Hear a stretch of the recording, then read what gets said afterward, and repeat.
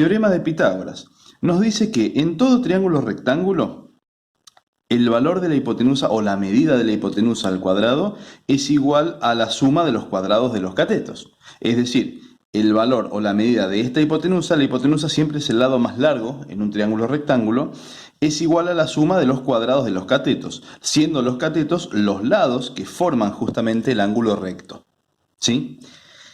Esto es útil porque en un triángulo rectángulo, conociendo dos de sus lados, podemos calcular el tercero.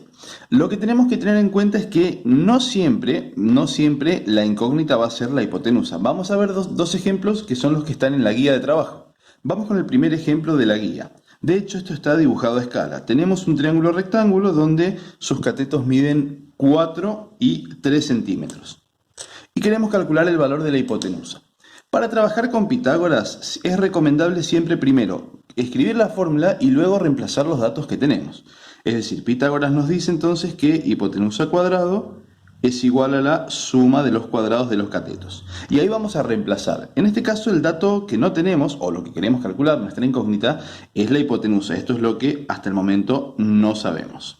Sí tenemos la medida de los lados. A cuál llamar A y a cuál llamar B es indistinto, ¿sí? En este caso yo voy a llamar por orden, o sea, A y B, pero insisto, es indistinto. Reemplazo los datos que yo tengo. En este caso serían 4 centímetros y en este caso el cateto B o el lado B son 3 centímetros. A los fines prácticos esto se suele trabajar sin unidades, pero vamos a ver qué pasa con las unidades cuando operamos con la fórmula. Entonces voy a resolver 4 al cuadrado, 16, y obviamente centímetro al cuadrado también me va a quedar centímetro al cuadrado. 3 al cuadrado, 9 centímetros cuadrados. ¿Y qué pasa? Una vez que yo tengo esto resuelto, yo puedo sumar estos términos porque son semejantes, es decir, centímetro cuadrado y centímetro cuadrado lo voy a poder sumar. 16 más 9, esto me va a quedar 25 centímetros cuadrados. Y ahí es donde yo digo, bueno, si esto está como potencia, al despejar pasa como raíz. Entonces, para despejar nuestra incógnita, que es la hipotenusa, esto va a pasar como la raíz de 25 centímetros cuadrados. ¿Por qué insistí con las unidades? Para dejar en claro que cuando yo opero con teorema de Pitágoras, la raíz va para el 25, la raíz de 25 que es 5, y la raíz de centímetro cuadrado, el índice de la raíz con la potencia se va a simplificar, me va a quedar solamente centímetros. Lo cual es lógico porque si estoy trabajando en centímetros y obtengo una longitud, obviamente va a estar también en centímetros, ¿sí? O sea que yo tendría una hipotenusa de 5 centímetros. Vamos a ver si es cierto.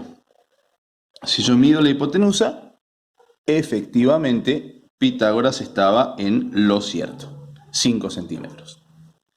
Ahora, tenemos que tener en cuenta que no siempre la incógnita va a ser la hipotenusa. Vamos a ver el otro ejemplo que tenemos en la guía. En este segundo ejemplo también está dibujado a escala. No hace falta que todos los gráficos los hagan a escala. Yo hago estos dos para demostrar nomás o para comprobar con las medidas reales, pero no es necesario graficarlo a escala. En este segundo ejemplo tenemos también un triángulo rectángulo, pero acá, si nos fijamos bien, tenemos como dato la hipotenusa, que es de 10 centímetros. Lo que no tenemos es uno de los catetos. Entonces, cuando nosotros vamos a despejar, yo lo que sugiero siempre es primero anoto la fórmula, hipotenusa cuadrado, suma de los cuadrados de los catetos. Y después recién reemplazo los datos que yo tengo. En este caso, tengo el valor de la hipotenusa, que son 10 centímetros, o que es de 10 centímetros mejor dicho. Tengo hay un cateto que no conozco. Si yo llamé a este cateto A, lo dejo como una incógnita. Y tengo el cateto B, que es de 6 centímetros. Era indistinto, insisto, a cuál llamo A y a cuál llamo B. Entonces resuelvo. 10 al cuadrado, esto me va a quedar 100. Obviamente centímetro al cuadrado me queda centímetros al cuadrado. A cuadrado.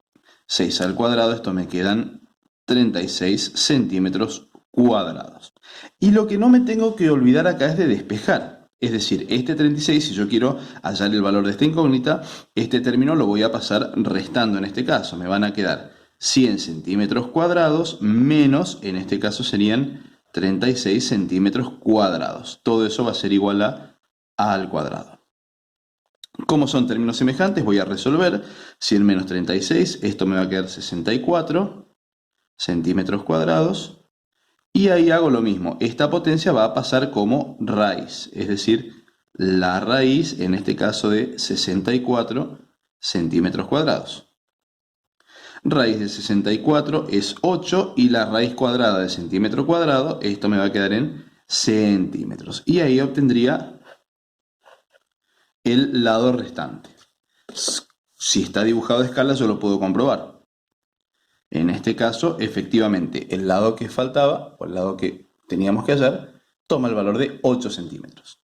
Entonces, ese es el potencial del teorema de Pitágoras. Conociendo dos lados del triángulo rectángulo, puedo hallar el tercero. Tengo que tener cuidado o prestar atención a esto. No siempre la incógnita es la hipotenusa. Por eso yo prefiero siempre reemplazar, mejor dicho, escribir la fórmula y después voy reemplazando los datos que tengo. En este caso yo tenía el valor de la hipotenusa y tenía el valor de uno de los catetos. Me faltaba hallar el restante. Otra consideración a tener en cuenta siempre. En todo triángulo rectángulo, como dijimos al principio, la hipotenusa siempre es el lado mayor. Si yo hacía este despeje y por alguna razón acá me daba, no sé, 12, 15, 20, como que este lado vale 12 o 15 o 20, entonces algo está mal. Porque no puede ser en un triángulo rectángulo que los catetos sean mayores que la hipotenusa.